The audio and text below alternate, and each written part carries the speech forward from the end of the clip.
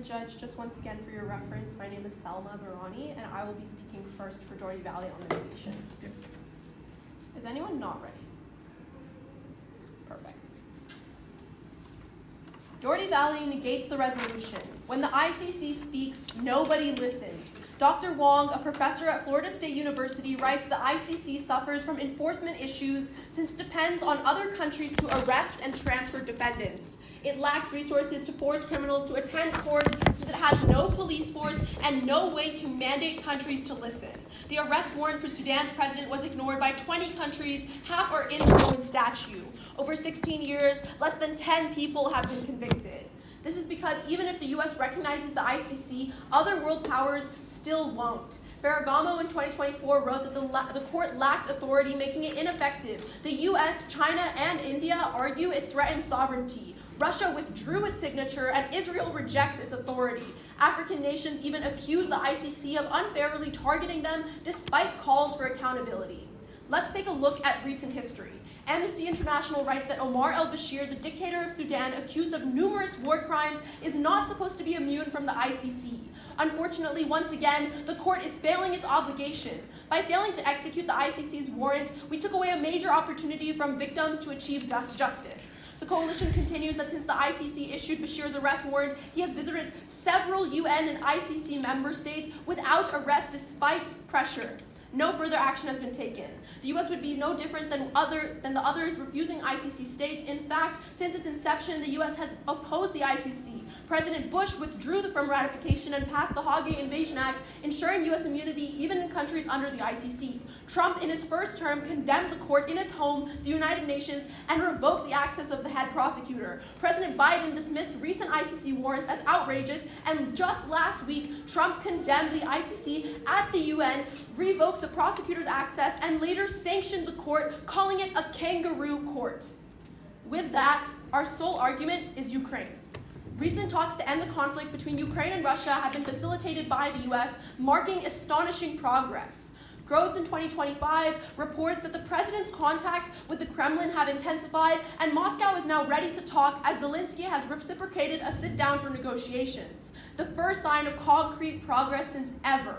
Indeed, Birnbaum of Yale from just a couple days ago finds that Putin has finally agreed to move towards permanent settlement of the war and marks the end of a 3-year period of Western isolation from Russia, a sign of engagement never seen before freeing imprisoned citizens of the war.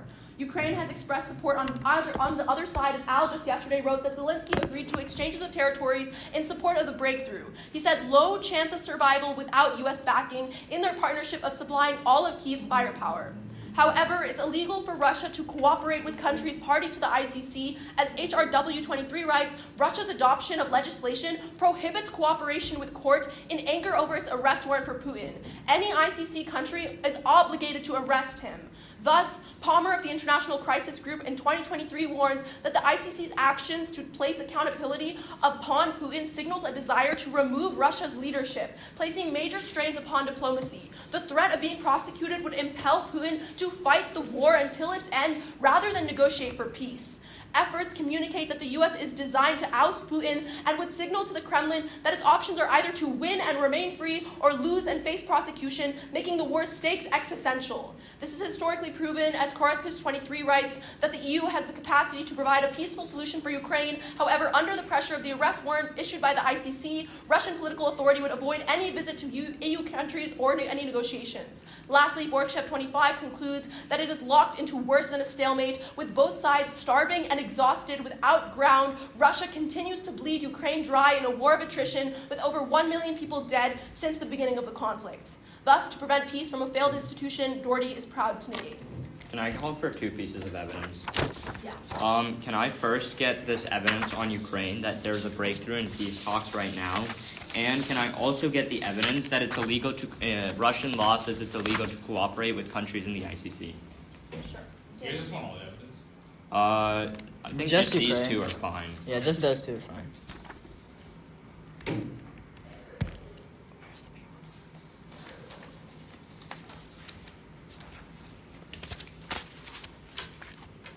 I'll let you know when we receive it.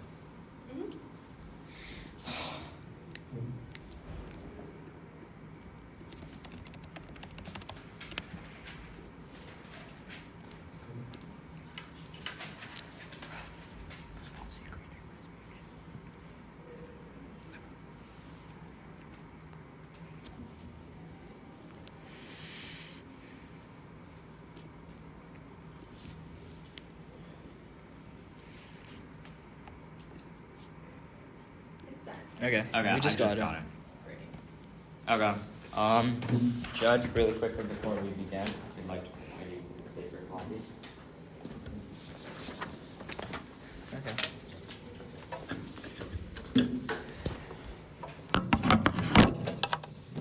Just for a quick introduction, I'm Mrinal Agarwal. I'll be speaking for the Affirmative for Emerald AG. Is everyone ready? Justice is failing, wars escalate, and crimes go unpunished, with leaders acting without fear. The ICC, however, offers a path to accountability, but without U.S. support, it remains powerless.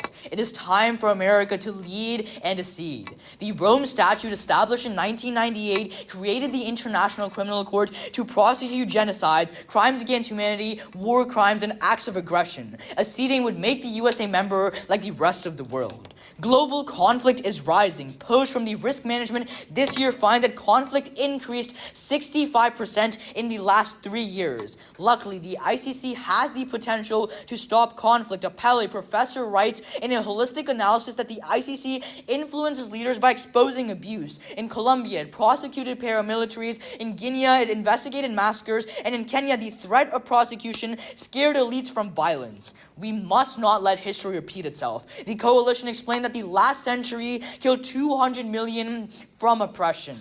Thus, acceding to the Rome Statute prevents another century of oppression in 2 key ways. The first way is through strengthening the ICC. Right now, it is failing without the United States. As the U.S. Gordon from the Democracy Labs found, the ICC's credibility is damaged because the U.S. is not present. That is because the ICC's ability to enforce international law is dependent on its member states, as they're responsible for the enforcement, confirms Wong, and major powers are more effective at enforcement. Gordon continues that countries will not listen to an organization unless a major power like the United States is present. Thus, American support would save the courts, as courts concludes that without the United States, the ICC would be ineffective against global aggressors. Joining the ICC warns other nations that the U.S. and ICC have partnered together to enforce international law and pursue justice.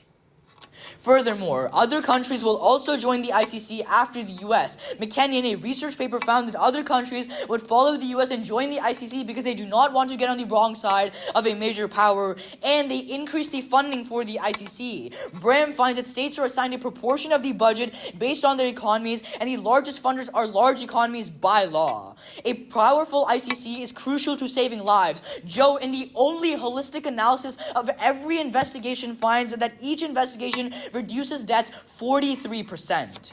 The second way is through ending American forever wars. We are in an era of constant military intervention that has time and time again been proven to fail. Stephenson from the Tufts University found in 2023 that the U.S. has become overly reliant on force as the military goes up and diplomacy goes down. It's been involved in 393 interventions, and they see the hammer as the only option, wasting our money and killing civilians. Specifically, Kavanaugh from the Foreign Affairs same year wrote that American soldiers have been deployed continuously in Vietnam, Afghanistan, Iraq, Somalia, Haiti, Afghanistan, and Libya. The U.S. treats the military as the solution to every problem, but is poorly equipped to deal with the root cause. The majority of the missions fail due to inaccurate or insufficient information. The best response is not military action. It is time to rethink our view and not let history repeat itself. Luckily, joining the ICC would restrain American warfare. Quote confirms in 2024, the U.S. has a horrible record on human rights, continuing today, as most wars are of choice. Legal liability, however, encourages leadership and soldiers to think before acting. For example, in Iraq, the U.S. spent 7 years and $3 trillion based on unfounded evidence that they had weapons, which lost credibility and destroyed human rights. Pressure from the ICC would reduce the cost and prevented unnecessary wars, improving global peace and justice. Otherwise, U.S. interventions are deadly. Luca from the Global Research quantifies that U.S. intervention has been responsible for 30 million deaths across the world. Thus, to prevent another century of oppression with 200 million deaths, the U.S. must lead and accede. Are you good for crossfire, you guys? Evidence. Yeah, sure. Yeah. Can we call for the increase in conflict by 62%? Sorry? 65%, yeah. Yeah. Yeah. Same thing. And then what's it? 300 new interactions. 393, yeah. Mhm. The Tufts evidence, Tufts University. I think that's it. Dan, you want to- We called for like Jones and Jones. Yeah, each investigation reduces death 43%. Yeah. Okay. Is it cool if we spec around? Yeah, sure. Is it okay if we watch the round? As long as they're okay. Yeah, we're good with it. Thank you so much. I really appreciate it. Yeah. Daniel, really quickly, what was the second piece of evidence you wanted? Oh, the like 393. Tufts University. Oh, okay. All of those will be sent in a second. Do you want to start cross meanwhile? Okay. All of it is sent. Just let me know when you all receive.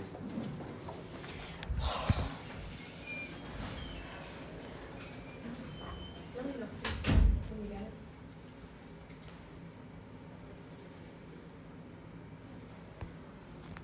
Okay, I think it's got it. Okay.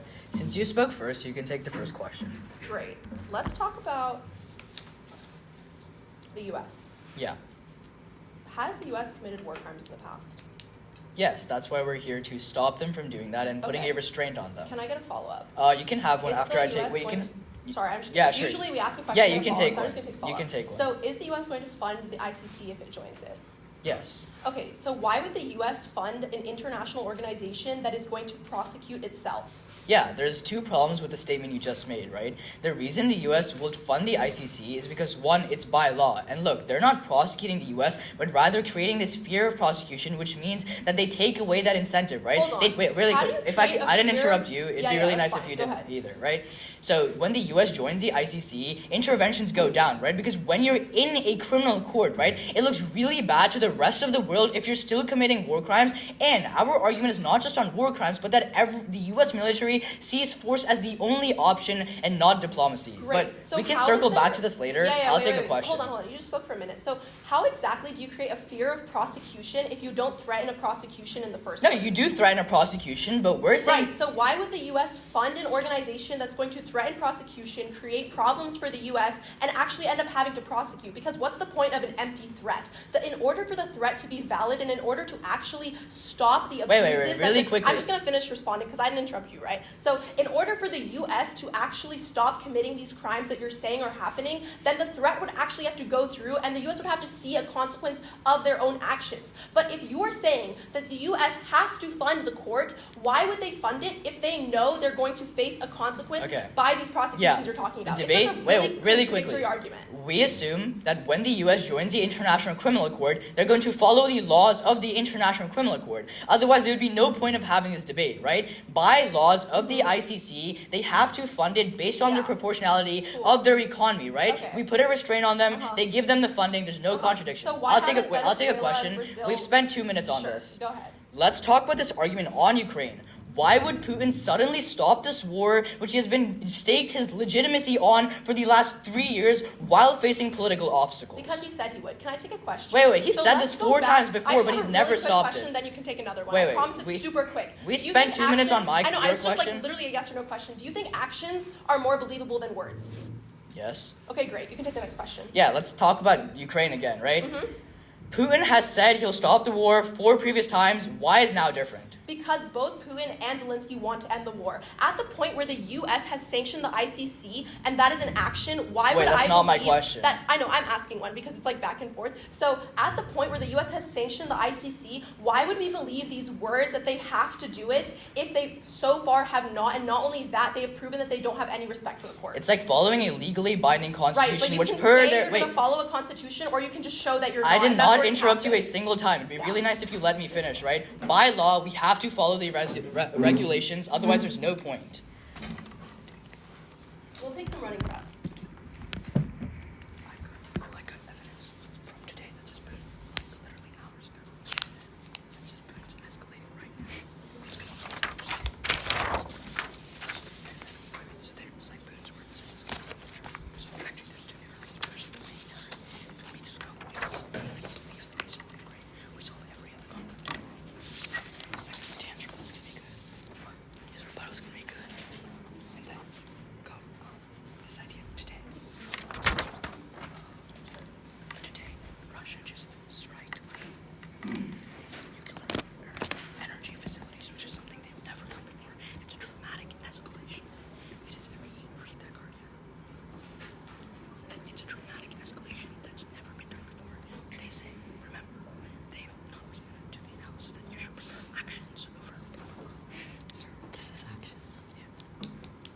That was 55. Okay. Wait, just a second. Yeah. Okay. Okay, cool. That was 4 seconds. So we should take it, like, add to it. Sure. 2 Yeah. minutes left.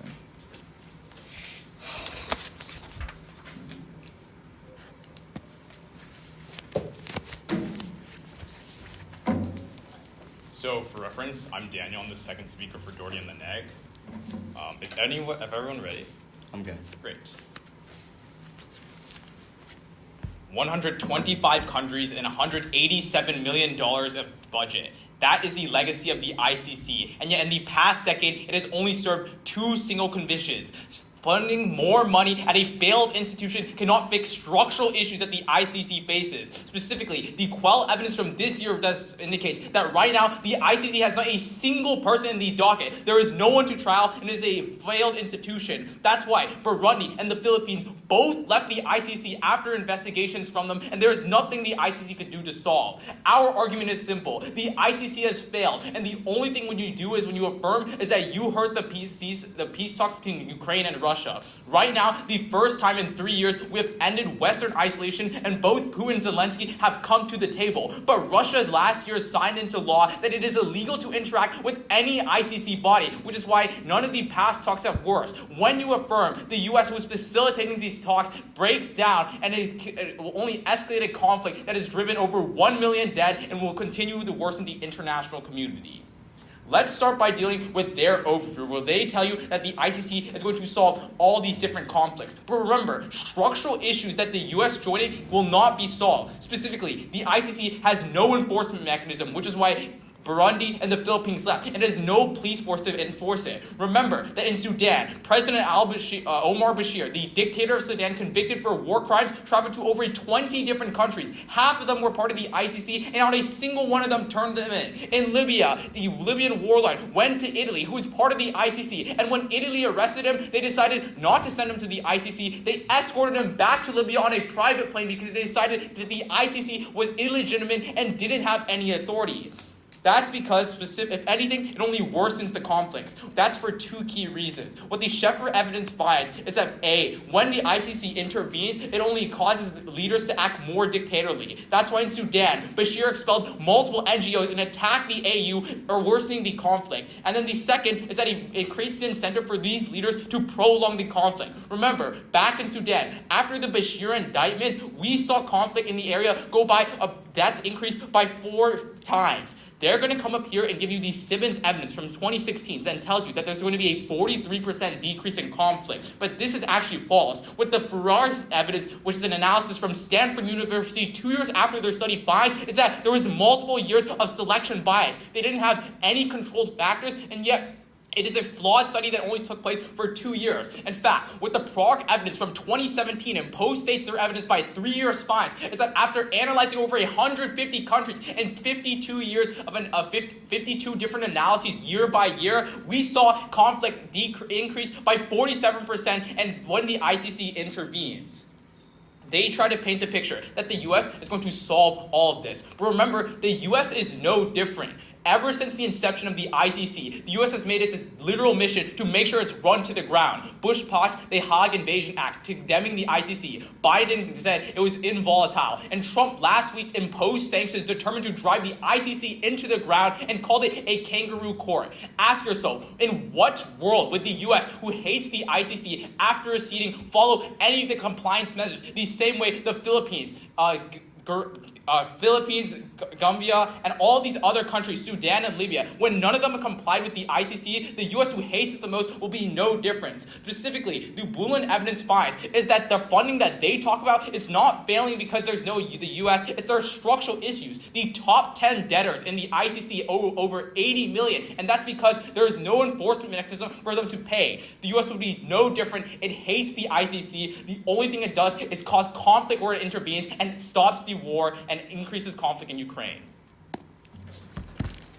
Okay.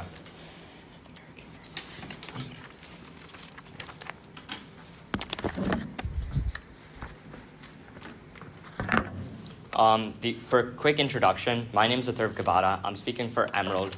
I'm the second speaker for Emerald, talking on the affirmative. I'm just going to be talking about our arguments and then be moving on to their arguments. Time will go ahead and start on my first word. They mishandle our case when every response is about this idea of ICC failure. But remember, our argument is we agree. We absolutely agree the ICC is failing right now. But when the US joins, you are actually able to fix the structural issues they named to you. None of that was responded. It's so easy to vote for us. But let's go on to their responses. They open with this idea that only 2 convictions have actually ever happened. What you need to look at is our Jones-Simmons evidence, which concludes that investigations are what are infected, so convictions don't matter. Even then, we tell you the reason the ICC has not been able to get convictions passed is because of a lack of enforcement and lack of funding, both of which we look at the root cause for and allow more funding, more enforcement. Then, they point you to countries that have left. But remember, our argument tells you that more countries will end up joining if the US does. We're a global power. Countries will end up joining. That's what our evidence finds that's not responded to.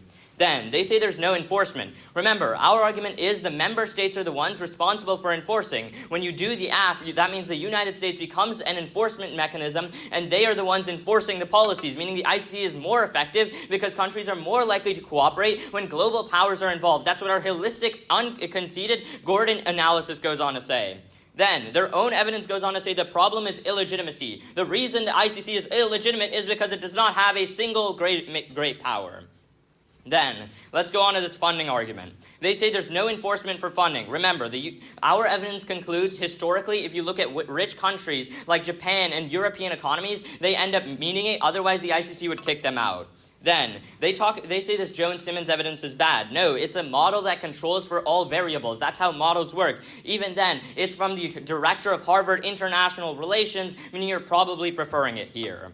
Then, they tell you this idea about dictator. Their dictator's evidence is really cherry-picked. And even then, it later goes on to conclude that dictators act 43% more peacefully in the case of the ICC. Then, they say the US won't follow the norms, but that means they'd get kicked out, and there'd be no point in having this debate. Also, the US would follow it, otherwise it would just create a bad perception of themselves, which we obviously don't want. Let's go on to their arguments. First, they open with this idea that when the ICC speaks, nobody listens. Let's ask the question, why? The reason is because not a single major power thinks the court is legitimate, not a single major power backs the funding of the court, not a single major power enforces the decisions of the court. The United States is the one that is actually able to do all of this. Then, they point out that other world powers are not in the court, but they've not responded to our analysis from case that says that the United States encourages other members to follow on after us through the power of the American example. Then, they tell you that the U.S. has bad actions, but remember, the ICC is doing bad right now. That's our argument. You should affirm to stop this. Let's go to this Ukraine argument. Even if you believe every word they've said about Ukraine, you should still prefer all of our arguments because we solve for global conflicts. They've not responded to the fact that conflict is up 65%. Something is so clearly wrong. But even then, Putin is escalating right now. The negotiations are absolute lies, with evidence from today going on to confirm that Russia just striked energy investment facilities in an unprecedented form of escalation that's never been done before. Remember, they tell you look at Putin's actions, not his words. That's what we did, not what they did. And even then, look to our Detmer 25 evidence that goes on to conclude that Putin sees the negotiations as an opportunity to play America instead of actually engaging in good faith negotiations. Russia's gaining in the war right now. Think about it. Why would they give up their lead? Lastly, the biggest thing is that even if you negotiate with Russia, they just use it as a chance to escalate. With Div 24 saying Russia uses negotiations as a way to come back later with a more powerful military and just invade again. Look to the root cause, look to the AF, don't vote for a recurring issue. Are you good for cross? I'm gonna call Brad. Yeah, sure. Can I get the Russia energy stuff? And then also, Yeah, Russia strikes energy facilities from today. And then Okay. can I also get that they're going to play America? And then Okay. also that they're going to use negotiations to their advantage. Okay. Do you just want, all of the evidence on Ukraine? That was It's just 3. But no, Yeah. it's fine. Okay.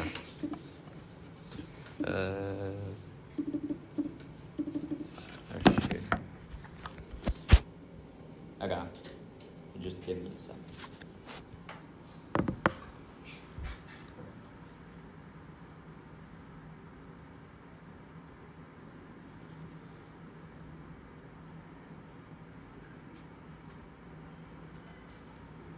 Okay, all the cards are sent.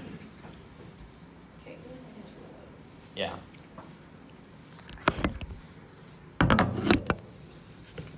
Actually, yeah, if you see it Actually, before where I am I? use my Wi-Fi, Oh. it's really weird.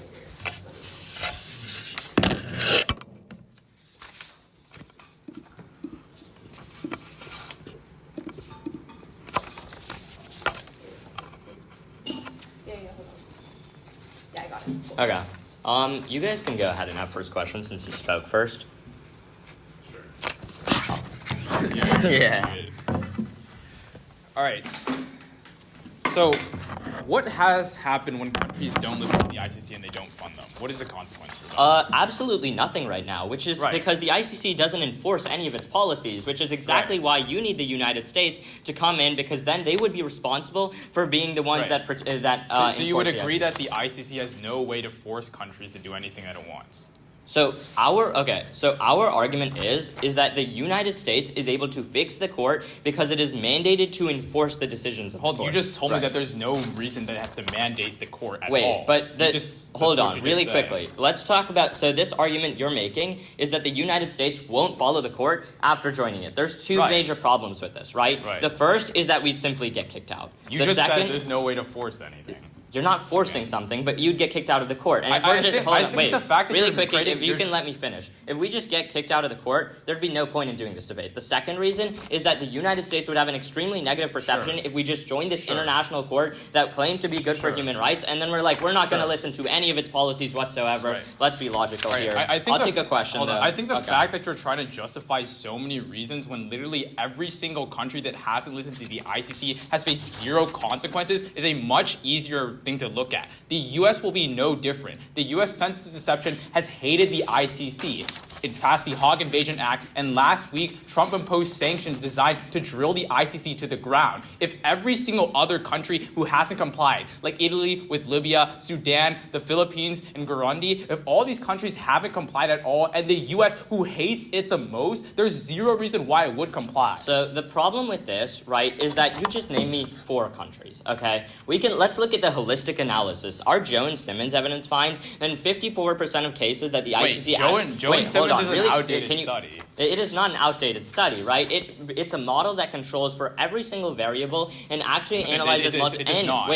Then, it's also from the director of Harvard International Relations, right? It's much more qualified than your author who's a random college student in Stanford. Really quickly. Urine is an analysis. Wait, we've been on this for 2 minutes. I'm going to take a question now. Go ahead. Let's go on to your argument about Ukraine. If Russia is actively escalating in the war, why exactly are they now going to go and say, let's do peace? That's actually not the case. You say that Russia's escalating the war, but you've dropped that right now it's an attritional deadlock. That means that in this current stalemate, both Russia and Ukraine are bleeding out, and it's why for the first time in 3 years, Putin has decided that it's finally time to come to the table. But that all changes when you affirm, because it is literally illegal by Russian law to interact with any country part of the ICC. And if anything, the U.S. is going to be the worst of all, because it's the only one facilitating the talks. But can we take a question? Actually, really quickly, one follow-up on this argument, right? If Russia is actively escalating the war, they've made an unprecedented move today, more recent than your evidence that concludes that peace negotiations will inevitably fail because Russia is escalating. Why exactly would Russia now suddenly come to the table?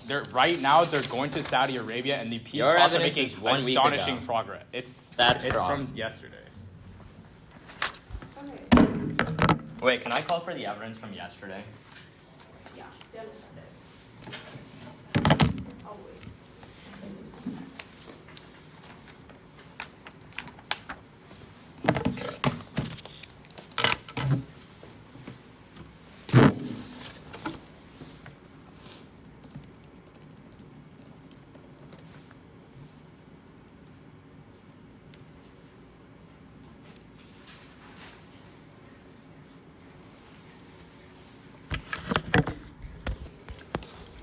Oh, actually, I lied. It's from 1 p.m. today. Okay, can you send that? Let me know when you'll get it.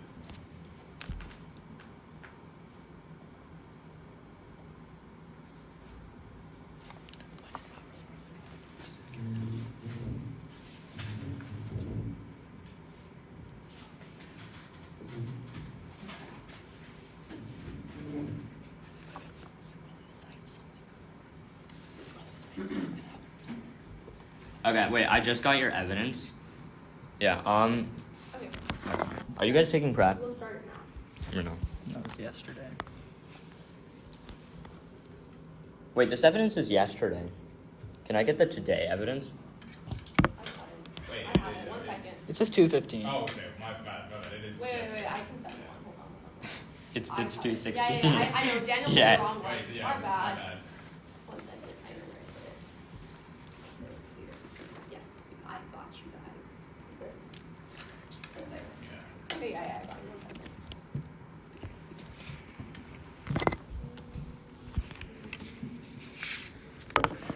Okay, I'll let you know when we receive that one.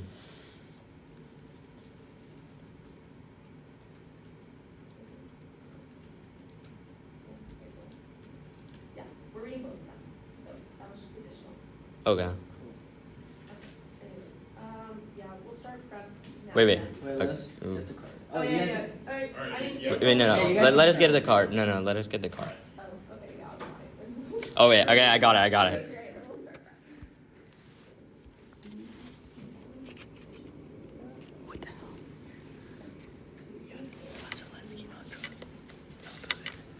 Wait, yeah, did you say Putin? Zelensky says he lost Trump. Saying, I urge you to read the evidence. They send an email chain. The pound is literally Ukraine saying, I trust Trump. This is nothing to do with negotiations.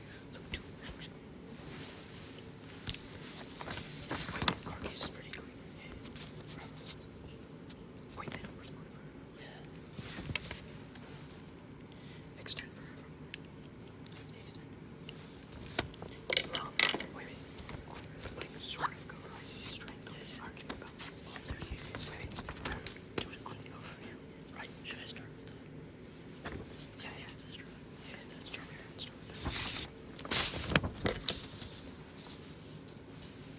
Wait, it's saying they're going to continue with this narrative.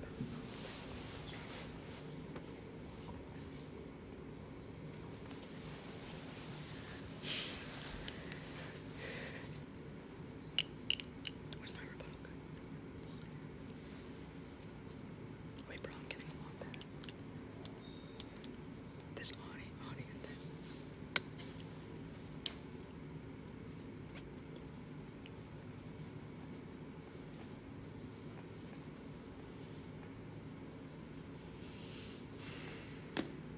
Wait, you gotta come too close. They do 55 seconds already. Okay, cool. That's one. Yeah. Wait, well, we're gonna restart it. Oh, okay.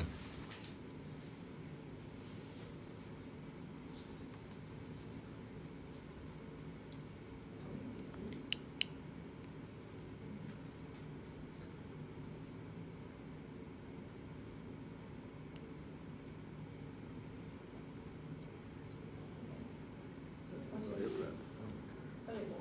Yeah, Okay, I believe you have 2 seconds of prep remaining. that Yeah. sounds perfect. I will take those 2 seconds. Brief off-time roadmap. It's going to be addressing the negations arguments first, going on to comparison of both sides of the debate, and then finally addressing the negations arguments. Is anyone not ready? Perfect.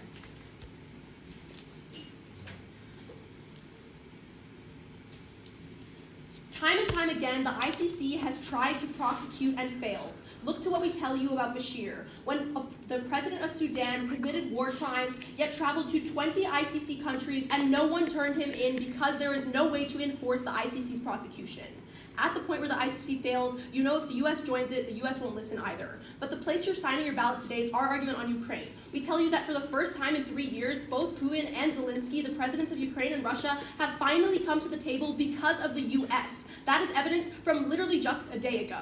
But when the US joins the ICC, the US is no longer able to facilitate those negotiations because Russia will refuse to come to the table. At that point, all the progress that we have been having on the war right now to stop the further of 1 million deaths is going to go away, meaning that the war continues to ensue. All the responses that they read are solely from like 2 weeks ago, so I would say you prefer our evidence over theirs. They try to tell you the war is escalating and that no one wants to speak, but insofar as our evidence from just a day ago, you buy it over theirs. The only thing then that you believe or like that they have on our argument is just like this whole argument of whether or not Russia has attacked an energy plant. But I would say for 2 reasons you're not buying this. Number one, it's unrelated to the war, and number two, it was a miscalculation. But then let's go on to the argument about like the comparison of both sides of the debate. The first thing you're going to believe why you prioritize our arguments over theirs is because when there's a war happening between Ukraine and Russia, no one is going to look to an international organization to give them funding or to care about prosecutions. They are solely focused on the war. But then secondly, the war is going to impact other countries around Ukraine and all the millions of people within Ukraine and Russia. However, everything they talk about regarding the ICC only affects individuals if the US actually funds it. But now let's go into their arguments and understand why they're really not all that great. Remember, they try to tell you that the ICC gains credibility and funding the second the US joins, but they fail to understand that great power doesn't matter if the US is not going to listen. There are 4 reasons why you buy this response and how they haven't responded to it in their last speech. The first is because Trump just a week ago sanctioned the ICC because he believes it's ineffective. When he joins the ICC, he's not simply forced to follow the rules, he just joins it. And historically, the second reason, Trump has pulled out of international organizations like the Paris Treaty. But then thirdly, Trump has literally called the court a kangaroo court because he believes that it is useless. And finally, fourth, you believe that the organization the US funding the organization would be funding prosecutions against itself, and no country would fund prosecutions against itself. But then they try to tell you that with the affirmation there's going to be US enforcement, but there's no reason why the US joining would lead to any other enforcement that Libya should have done when the president of Sudan went to it, or that Sudan itself would have done. Then lastly, you're going to believe our 47% study that there's been an increase in conflict every single time the ICC has gone in, because we have a study with countries that have led to 44 other countries, but also because it is 3 years more recent than theirs. And lastly, funding, they dropped that funding is always going to fail because of structural issues. Okay, wait, really quickly, can I get one piece of evidence? Can I get that Russia miscalculated for energy when striking the energy plant and it's unrelated to the war? Yeah, 1 second. Okay.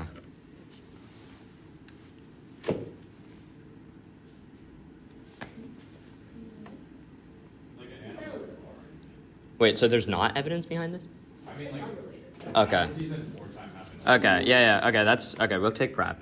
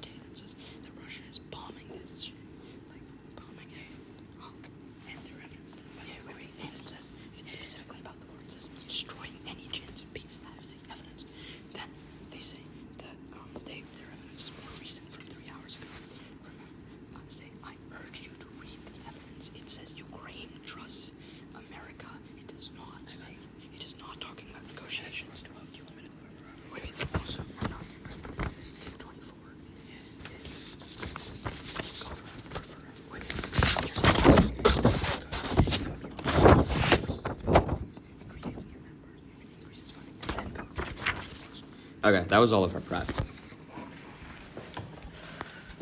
Oh, your timer. Yeah. Okay. I'm Ronald, once again. The order of my speech is going to be this debate about the ICC, then the affirmative's arguments, a comparative analysis, and then my opponent's arguments. Is everyone ready?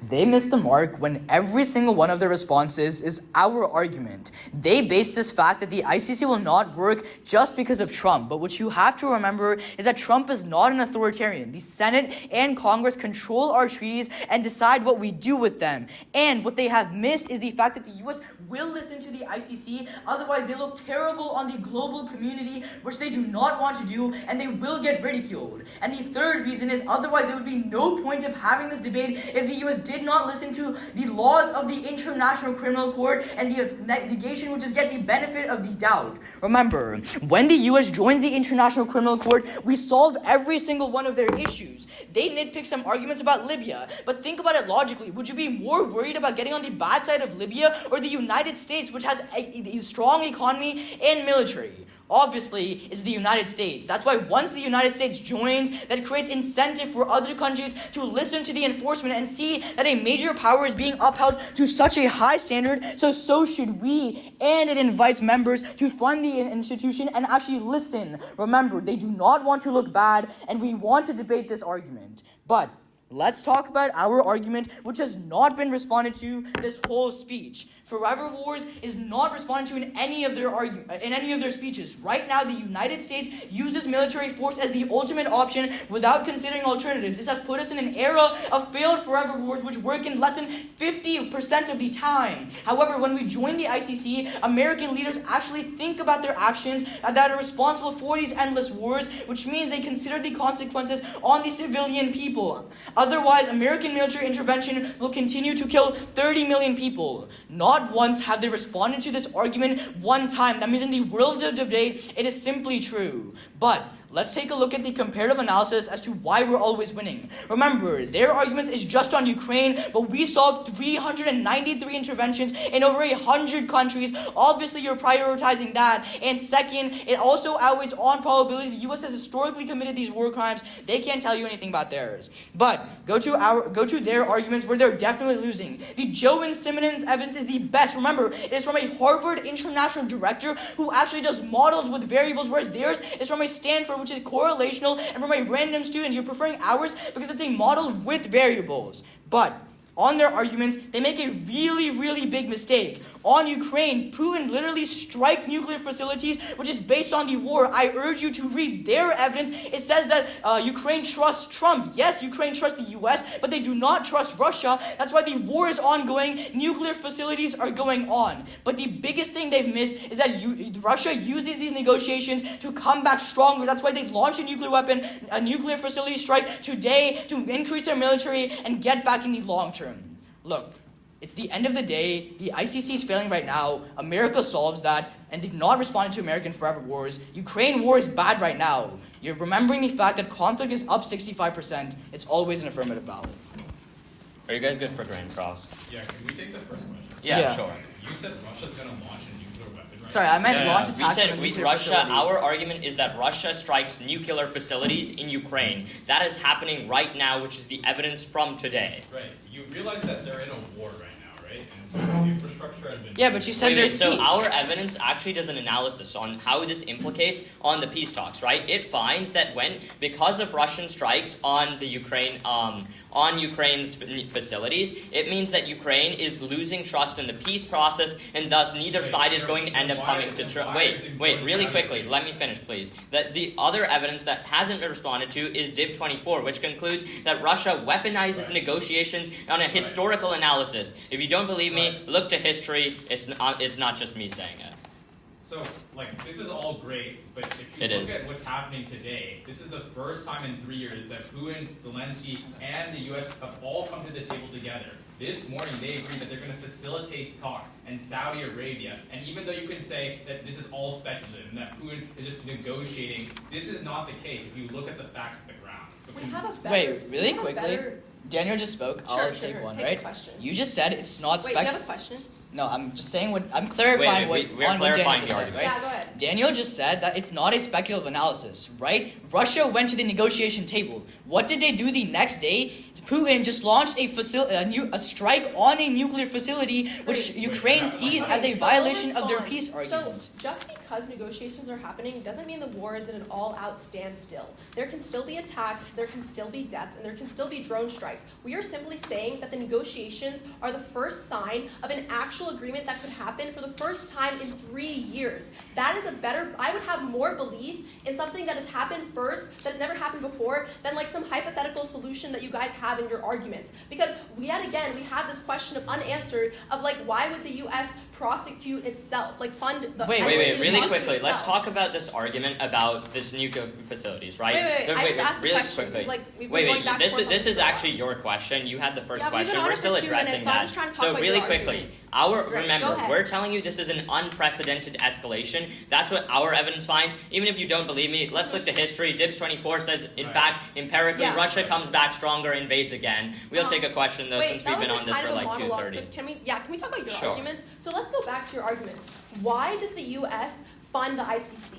What is going to happen? Otherwise they would get kicked out, and they would have. What is going to happen with the funding? With the funding? The funding would go to investigations, analysts, researchers. Investigations of the U.S.'s war crimes and atrocities that you yourself say. The problem so is you're misrepresenting the argument. No. I'm trying to respond. So you guys say that the U.S. has committed its own atrocities and war crimes. Why, again, because you haven't answered the question, why would the U.S. fund an organization that is going to prosecute itself? Because how else are we going to stop the U.S.'s atrocities and war crimes? It's not about the ICC funding? Prosecuting the U.S. It's I think simply that's what about your argument is, it's simply about the threat of prosecution, forcing leaders to take restraint. But yeah, that's cross. We have 2 seconds, and we'll start it when I open a timer. So start that now.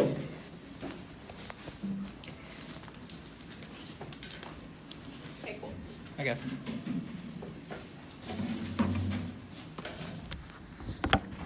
Okay, we made it to the final focus. Yay. I'll talk about the argument on Ukraine, and then I'll talk about like the ICC broadly. Is anyone not ready?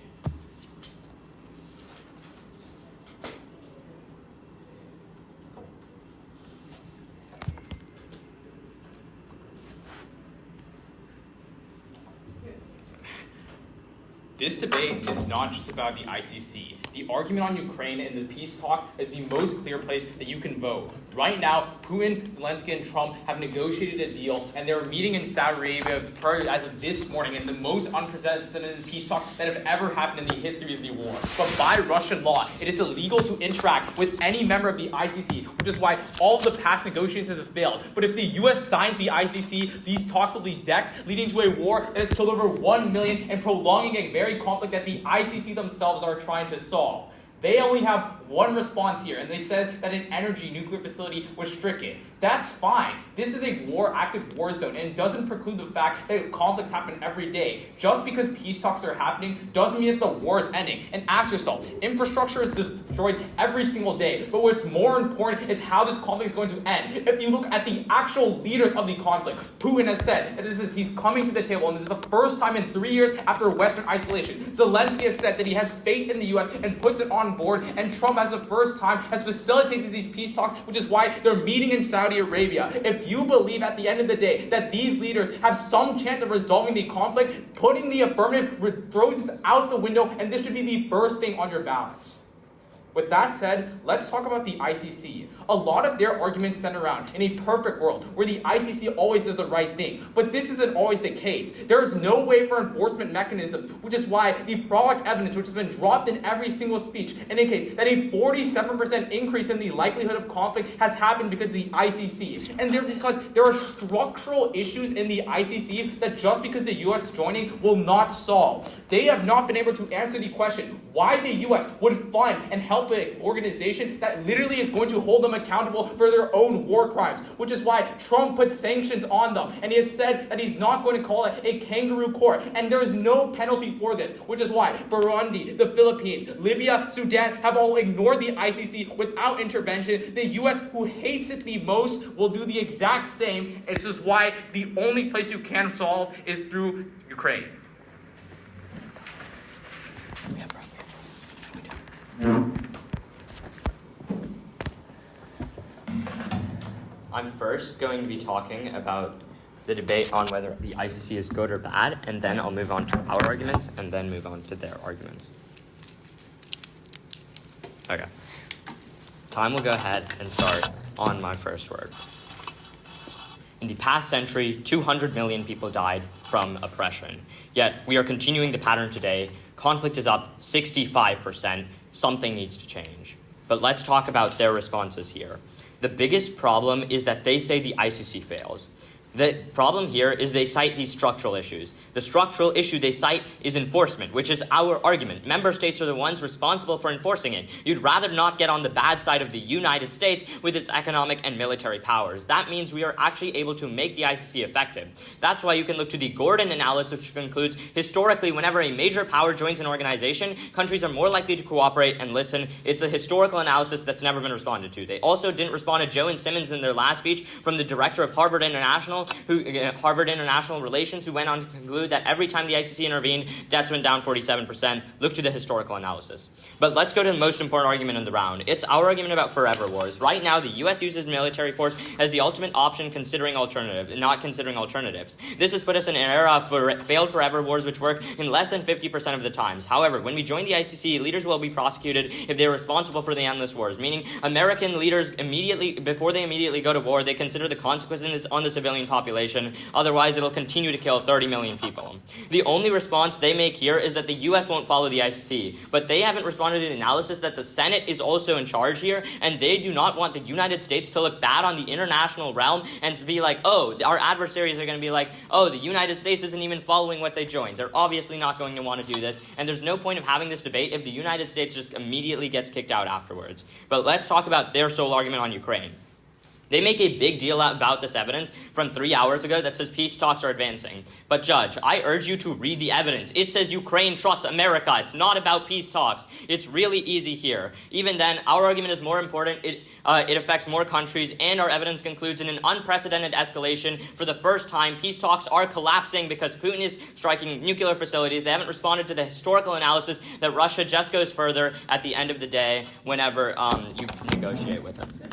Good debate. Thank you so much for your Thank you, Judge. Good round. That was the one. Judge, do you do handshakes or? Okay. Thank you for judging today. Thank you, Judge. Or no.